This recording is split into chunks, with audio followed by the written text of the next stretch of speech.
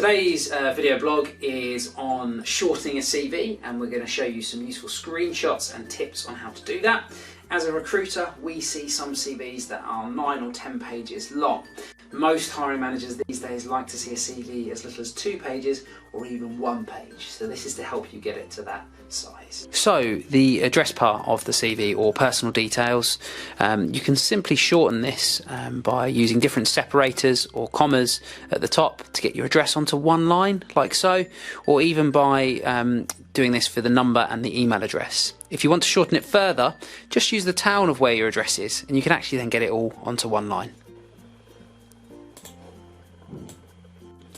To add a bit of creativity to the CV, you could add in some icons, things like for the phone, the email, or your address. And there's some useful ones on Google you can copy and paste over.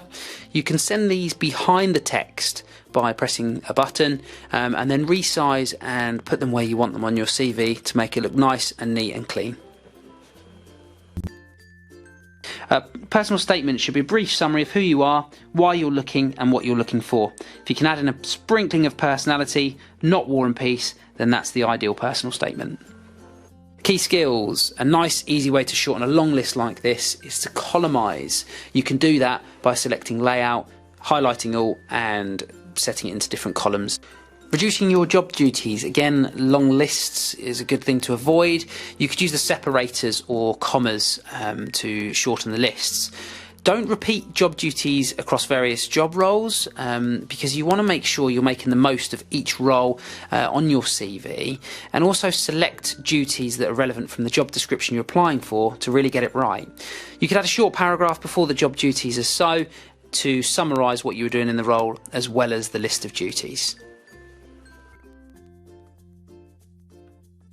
So with jobs that are further back in your career, we do recommend ideally just having your 3 most recent jobs, or going back no further really than 5 years, but do what's relevant for yourself.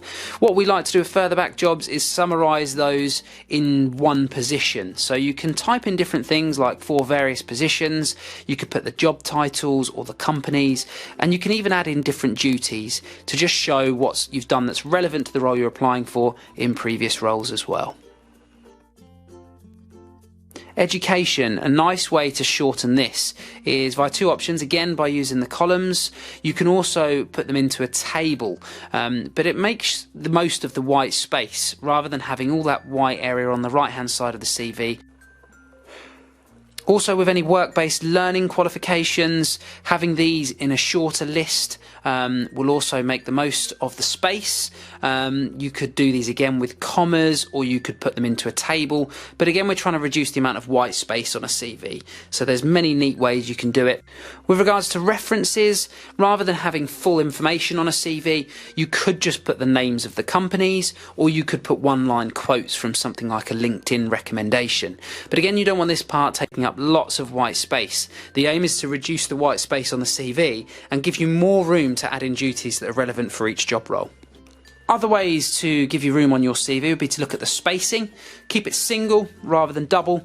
That will make your CV look nice and neat and not so much white space. And also you can actually pull your CV up at the top using the ruler and down at the bottom to give you some more room to add in relevant job duties and experiences.